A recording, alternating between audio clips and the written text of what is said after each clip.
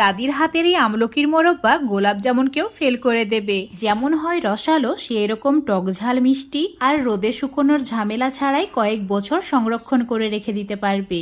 তো এই আমলকির মোরব্বা বানানোর জন্য এখানে 1 কিলো আমলকি নিয়েছি। এখন এই আমলকিগুলোকে পরিষ্কার জল দিয়ে ধুয়ে নিয়ে এর ভেতরে যে বীজটা আছে সেটাকে কেটে বের করে দিতে হবে। আর এই আমলকির বীজগুলো বের করা খুবই সহজ, এটা ইজিলি বেরিয়ে যায়। এখন চুলোর ওপর বড় কড়াইয়ে জল গরম করে নিয়েছি।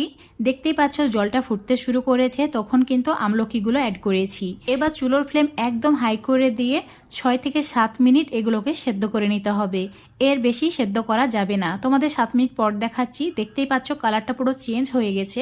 তো একটা ঝান্নার সাহায্যে এগুলোকে ছেঁকে তুলে নিতে হবে আর একটা পাত্রের মধ্যে রেখে দিতে হবে। তাতে করে আমলকিগুলো ঠান্ডা হয়ে যাবে আর এর কুকিং প্রসেস থেমে যাবে। এবার একটা টিস্যু পেপার বা কাপড়ের সাহায্যে আমলকির মধ্যে থাকা জলটাও মুছে নিতে হবে, এতে যেন জল না থাকে সেটা